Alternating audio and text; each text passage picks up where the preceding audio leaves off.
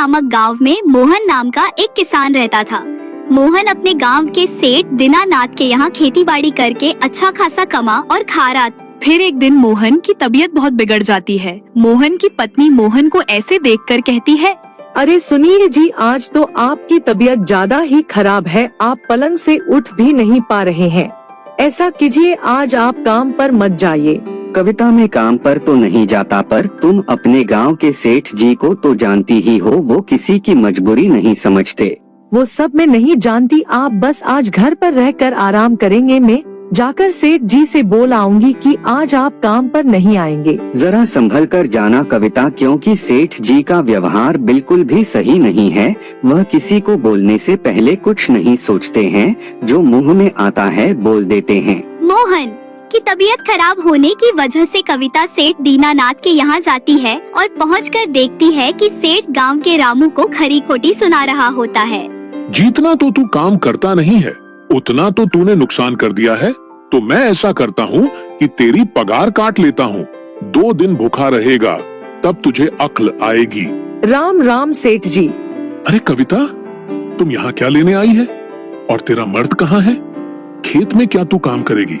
सेठ जी, मैं तो बस यही कहने आई थी कि वो आज काम पर नहीं आ सकते। आज उनकी तबीयत बहुत ज्यादा खराब है। उसकी तबीयत खराब है तो उसमें मैं क्या करूँ? मेरे खेतों में तो बहुत काम पड़ा है। अगर वह नहीं आएगा तो क्या उसका बाप आकर काम करेगा? सेठ जी, आप तो जानते ही हो कि वह कभी छुट्टी नहीं करते, लेकिन सचमुच आज उनकी तबीयत बहुत ज्यादा खराब है। सुन ले कविता, तेरे पति को जाकर बोल दे कि यदि आज वह काम पर नहीं आया तो कल से उसे काम पर आने की कोई जरूरत नहीं। सेठ जी, आप मेरा विश्वास तो कीजिए, सच में वह चलने तक की हालत में नहीं है। मैं आपसे सिर्फ यही कहने आई थी। ठीक है, ठीक है, चल अब रोना बंद कर और निकल यहाँ से। अरे कविता, तुम इतनी उदास क्यों हो? क्या हुआ? सेठ जी ने तुमसे कुछ कहा क्या? अरे कुछ नहीं, उन्होंने तो मुझे बिना बात के सुना दिया, पर कोई बात नहीं, आपकी तबीयत ठीक हो जाएगी, तब आप काम पर चले जाना।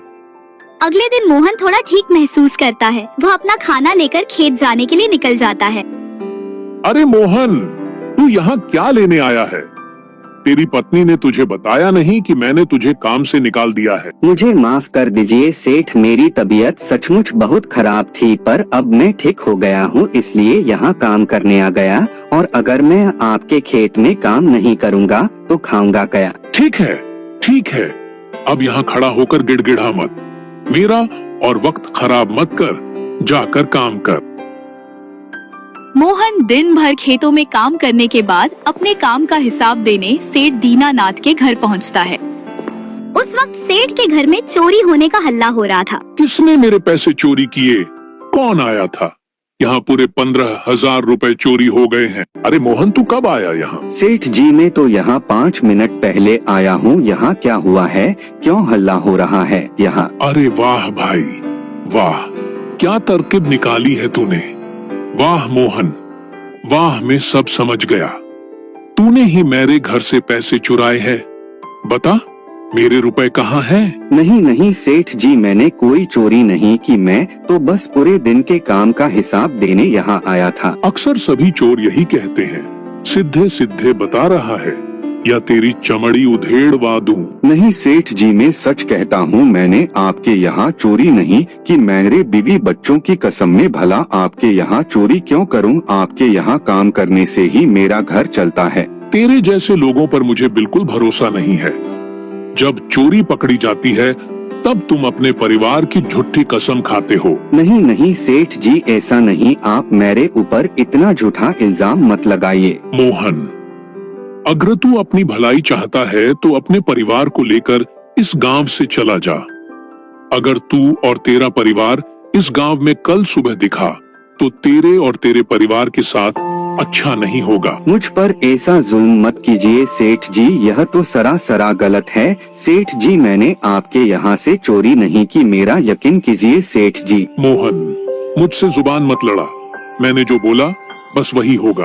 सेठ मोहन की एक बात नहीं सुनता और उसे गांव से निकलवा देता। इस वजह से मोहन पत्नी के साथ पास के रामपुर के सरपंच के यहाँ जाता है। कौन हो तुम लोग, कहाँ से आए हो?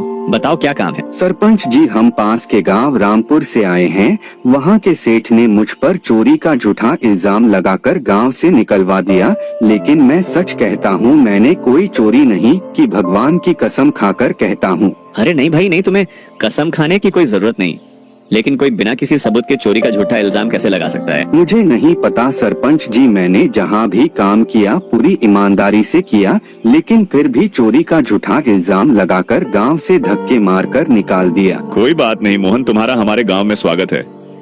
मैं तुम्हें रहने के लिए घर दूंगा, बस तुम मेरे खेतों में काम करके अपने खाने जितने और मेरे खाने जितने पैसे दे दिया करना। आपका बहुत बहुत धन्यवाद सरपंच जी, मैं आपका यह एहसान कभी भूल नहीं पाऊंगा और मैं आपके खेत में भी पूरी ईमानदारी से काम करूंगा।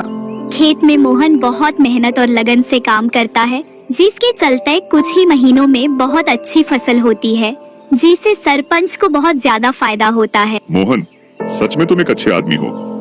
तुमने मेरा दिल जीत लिया और इसलिए तुम जिस घर में रह रहे हो, आज से वह घर तुम्हारा है। और मोहन खुश हो जाता है। तो दोस्तों, हमें कहानी से यह सीख मिलती है कि हमें हमेशा सच्चाई का साथ देना चाहिए और ईमानदारी से काम करना चाहिए।